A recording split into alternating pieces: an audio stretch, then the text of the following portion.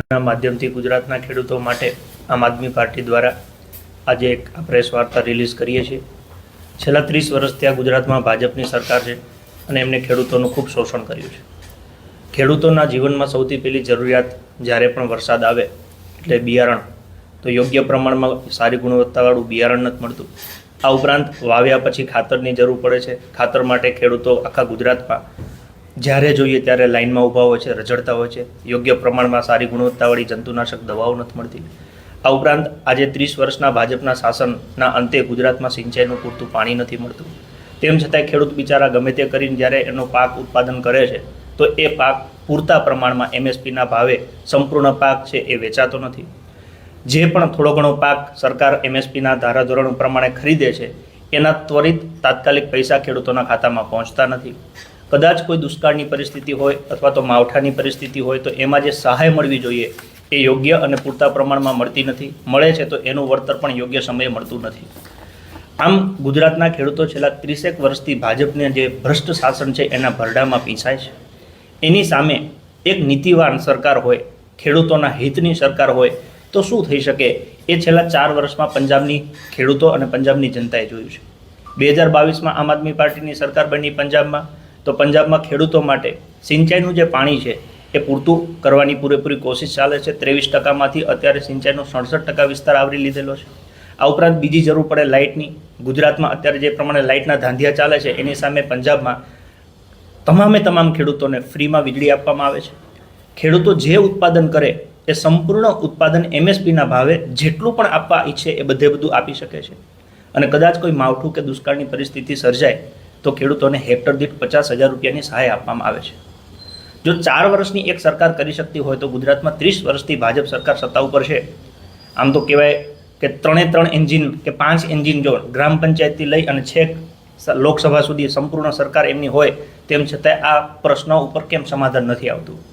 પણ હવે ગુજરાતના ખેડૂતોને અમે આશ્વસ્ત કરીએ છીએ કે તમારા જે એ દુઃખના દિવસો છે એ ધીમે ધીમે હવે દૂર થવાના છે। આમ આદમી પાર્ટી તમારા માટે ભૂતકાળમાં લડી છે, વર્તમાનમાં લડે છે અને ભવિષ્યમાં પણ લડશે। આગામી સમયમાં ગુજરાતના ખેડૂતોને ન્યાય અપાવવા માટે અને ગુજરાતના ખેડૂતોને સમૃદ્ધ બનાવવા માટે આમ આદમી પાર્ટી એક સરસ મજાનું આયોજન કરેલું છે, જેના વિશે અમારા ફ્રન્ટલ પ્રમુખ પ્રવીણભાઈ રામ છે એ ડિટેલમાં માહિતી આપ સમક્ષ શેર કરશે।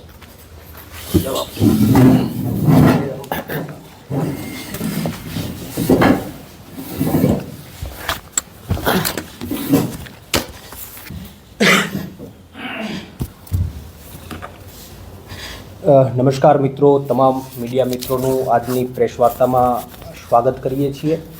આજની પ્રેસ વાર્તામાં અમારા આમ આદમી પાર્ટીના પ્રદેશ મહામંત્રી ભાઈ શ્રી સાગરભાઈ રબારી અને સામતભાઈ ગઢવી બંનેની ઉપસ્થિતિમાં અમે ખેડૂતો માટેની એક આગામી જે રણનીતિ છે એમની આજે જાહેરાત કરવાના છીએ।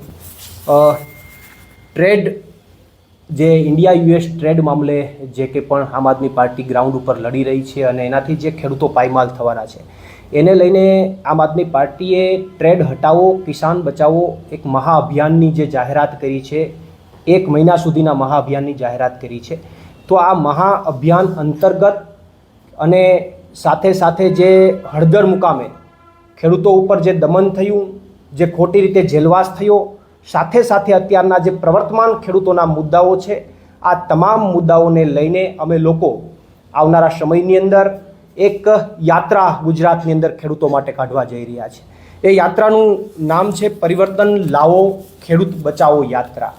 આ યાત્રાની અંદર મારી સાથે માનનીય આમ આદમી પાર્ટીના પ્રદેશ અધ્યક્ષ ઈશુદાનભાઈ ગઢવી અને આમ આદમી પાર્ટીના પ્રદેશ મહામંત્રી મનોજભાઈ સોરઠિયા આ યાત્રામાં સતત ઉપસ્થિત રહેશે અને સાથે પાર્ટીના અન્ય તમામ નેતાઓ અને અમારા ધારાસભ્યો પણ અલગ જગ્યાએ આ યાત્રાની અંદર જોડાશે। મહત્ત્વની વાત એ છે કે ગુજરાતના ખેડૂતોને અહીંની ભાજપ સરકાર છેલ્લા 30 વર્ષથી પાયમાલ કરી રહી છે। એની અંદર બિયારણથી વાત લઈ લો તો ક્યાંક ને ક્યાંક નકલી બિયારણોએ ખેડૂતોને પરેશાન કર્યા છે। અન્ય કોઈ પણ વાત કરો, ખાતર છે તો સમયસર ખેડૂતોને ખાતર નથી મળતું। વીમાની વાત છે, સુરક્ષા સહાયની વાત છે, તો ખેડૂતોને અપેક્ષા હતી કે આ વખતેના બજેટમાં સરકાર તરફથી ખેડૂતોને સહાય એના પાક રક્ષણ માટે કાંઈક નવી યોજના આવશે, પણ એવું કાંઈ પણ આ બજેટની અંદર ખેડૂતો માટે ફાળવવામાં આવ્યું નથી। સિંચાઈના પાણીના પ્રશ્નો છે, ભાવ નથી મળતા એમના પ્રશ્નો છે, અને દેવા માફીની ખેડૂતોની કેટલા સમયથી માંગ છે. કરદો કરે તો સરકાર કરદા બાજો છે એને સમર્થન આપે છે. આ તમામ મુદ્દાઓ જે છે એ તો ખેડૂતોને પરેશાન કરે છે. વધારામાં ઇન્ડિયા યુએસ ટ્રેડ ડીલના કારણે ખેડૂતો હજુ પણ વધારે પાયમાલ થશે, કારણ કે અમેરિકામાંથી જે ખેડૂતોનો માલ આવવાનો છે એની સામે અહીંના ખેડૂતો માર્કેટમાં ટકી શકવાના નથી. તો આ તમામ પરિસ્થિતિઓ અત્યારે ગુજરાતના ખેડૂતોની સામે ઉપસ્થિત છે. આ ખેડૂતોની માગણીઓ ઉઠાવીએ, એના મુદ્દાઓ ઉઠાવીએ. હમણાં જ તાજેતરમાં આમ આદમી પાર્ટીએ હળદર મુકામે કરદાનો પ્રશ્ન ઉઠાવ્યો ગુજરાતના ખેડૂતોનો. તો આ તમામ માગણીઓ ઉઠાવીએ ખેડૂતો માટે, તો એ માગણીઓનું નિરાકરણ કરવાની જગ્યાએ અહીંની હિટલરશાહી ભાજપ સરકાર એ માગણીઓનું નિરાકરણ કરવાની જગ્યાએ ક્યાંક અને ક્યાંક આપણે બધાએ હળદરમાં જોયું કે ખેડૂતોને ઢોર માર માર્યો, ઘરમાં ઘૂસીને ખેડૂતોને લાઠીચાર્જ કર્યો, આંસુ ગેસના ગોળા ખેડૂતો ઉપર છોડી દીધા. વધુમાં અમારા જેવા અને અન્ય બીજા કેટલા બધા ખેડૂતોને 108 દિવસ સુધી જેલમાં ગોંધી રાખ્યા. આવા અત્યાચાર કરવાનું કામ આ રાજ્યની ભાજપ સરકારે ખેડૂતો ઉપર કર્યું છે. ત્યારે આજરોજ અમે સમગ્ર ગુજરાતના ખેડૂતોના હિત માટે અને ખેડૂતોની માગણીઓને લઈને એક આગામી પ્રોગ્રામ જાહેર કરવા જઈ રહ્યા છીએ. ટ્રેડ હટાવો કિસાન બચાવો મહાઅભિયાન અંતર્ગત એમના એક ભાગરૂપે જ આવનારી 24 તારીખથી એક ખેડૂતો માટેની યાત્રા શરૂ થશે. 108 દિવસની અમારી જેલ બાદ અમે ખેડૂતો માટે ગ્રાઉન્ડ ઉપર ઉતરીશું, ખેડૂતોની વચ્ચે જઈશું, અને 24 તારીખથી સોમનાથથી આ યાત્રાની શરૂઆત થશે અને 8 તારીખ સુધી આ યાત્રા અલગ અલગ વિધાનસભાઓમાં, અલગ અલગ જિલ્લાઓમાં ભ્રમણ કરતી 8 માર્ચના રોજ ગાંધીનગર પહોંચશે. 8 માર્ચે ગાંધીનગરની અંદર પરિવર્તન લાવો કિસાન બચાવો એક મહાસભાનું આયોજન થશે, જેમાં અરવિંદ કેજરીવાલજી પોતે ઉપસ્થિત રહેવાના છે. આ યાત્રાની અંદર 24 તારીખથી અમે આ યાત્રાની શરૂઆત સોમનાથ દાદાના મંદિરે ભગવાન સોમનાથ જે છે એમના દર્શન કરી અને આ યાત્રાની અમે 24 તારીખે શરૂઆત કરીશું. મહત્વની વાત એ છે કે 108 દિવસની અમે જેલ ભોગવ્યા બાદ હું ખેડૂતોની વચ્ચે પહેલી વાર જઈ રહ્યો છું. આ યાત્રાના માધ્યમથી ખેડૂતોની વચ્ચે જઈ રહ્યો છું.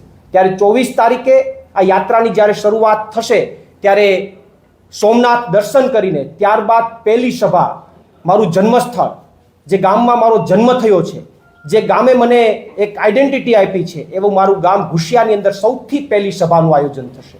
અને ત્યાંથી હું મારા માતા પિતાના ચરણના સ્પર્શ કરી અને આ યાત્રાની શરૂઆત કરીશ અને આ યાત્રામાં જોડાઈશ અને ગુજરાતના તમામ ખેડૂતો સુધી આ યાત્રા મારફત ખેડૂતો પાસે પહોંચી અને એમની સમસ્યાઓને ઉઠાવવાનો પ્રયત્ન કરીશ. 24 તારીખે શરૂ થનારી આ યાત્રાની અંદર મારી સાથે માનનીય ઈશુદાનભાઈ ગઢવી અને માનનીય મનોજભાઈ સોરઠિયા આ યાત્રાની અંદર સતત જોડાશે, ઉપસ્થિત રહેશે અને અન્ય અમારા તમામ નેતાઓ જે યાત્રામાં અલગ અલગ જગ્યાએ જોડાતા રહેશે. 24 તારીખે સોમનાથ આ યાત્રા સોમનાથથી તાલાળા જશે અને તાલાળાથી માંગરોળ જશે. 25 તારીખે આ યાત્રા જે છે એ કેશોદ અને જેતપુર પહોંચશે. 26 તારીખે આ યાત્રા માણાવદર, કુતિયાણા અને ખંભાળિયા પહોંચશે. 27 તારીખે આ યાત્રા ખંભાળિયામાં રહેશે અને જામનગર નોર્થમાં પહોંચશે. 28 તારીખે જામનગર સાઉથ અને જામનગર રૂરલની અંદર અને કાલાવાડની અંદર આ યાત્રા પહોંચશે. 1 માર્ચની અંદર રાજકોટ વેસ્ટ અને રાજકોટ રૂરલની અંદર યાત્રા પહોંચશે. સાથે સાથે ગોંડલ પણ આ યાત્રા 1 માર્ચના જશે. 2 તારીખે જસદણ મુકામે યાત્રા પહોંચશે અને 3 અને 4 તારીખ 2 દિવસ તહેવારોના કારણે યાત્રા ડ્રોપ રહેશે. 5 તારીખથી ફરીથી આ યાત્રા ધાંગધ્રા અને ચોટીલામાં જશે. 6 તારીખે યાત્રા વઢવાણ અને લીંબડી જશે.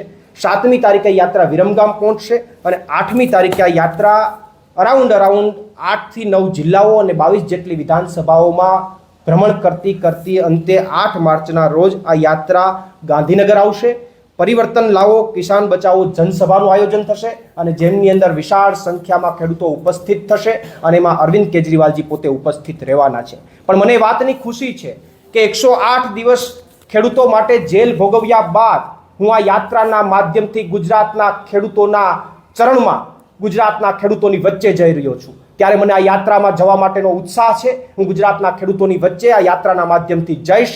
મારા પોતાના ગામ, મારું જે જન્મસ્થળ છે ત્યાંથી આ યાત્રાની સોમનાથ દાદાના દર્શન કરીને મારા જન્મસ્થળથી આ યાત્રાની શરૂઆત કરી, મારા માતા પિતાના દર્શન કરી, એમના પગે શરણ સ્પર્શ કરી અને આ યાત્રામાં હું જોડાઈશ એ વાતની મને અત્યારે ખુશી છે અને મને અત્યારથી ઉત્સાહ છે કે હું આ યાત્રા દરમિયાન ચોક્કસથી ગુજરાતના ખેડૂતોના મુદ્દાઓ માટે લડતો રહીશ અને એના અવાજ ઉઠાવવાનો પ્રયત્ન કરતો રહીશ. આપને બીજા પેલા અંદર હશે, અંદર હશે.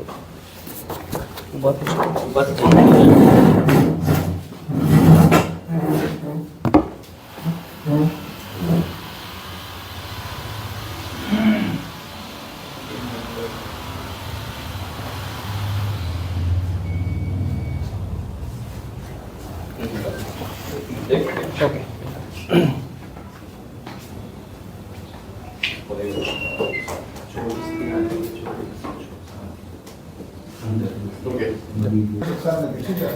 તો અમે પણ આમંત્રણ આપીએ છીએ કે જાહેર મંચ ઉપર ચર્ચા કરવા માટે અમે એના આમંત્રણને સ્વીકાર કરીએ છીએ. તારીખ સમય જ્યારે આપશે ત્યારે અમે એ વાત મુદ્દે ચર્ચા કરવા માટે રેડી છીએ.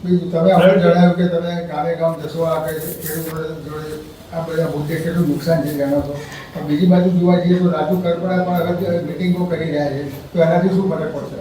ના જુઓ, એ મિટિંગ કરી રહ્યા છે તો હું તો એવું માનું છું કે ખેડૂતો માટે જે કંઈ પણ થાય એ સારી વાત છે. ખેડૂતો માટે થવું જોઈએ. 24 તારીખે યાત્રા શરૂ થશે. એ પદયાત્રા છે, કાર યાત્રા છે, બાઇક યાત્રા છે, શું છે? ના, કાર યાત્રા છે 24 તારીખ. જી, અન્ય કંઈ?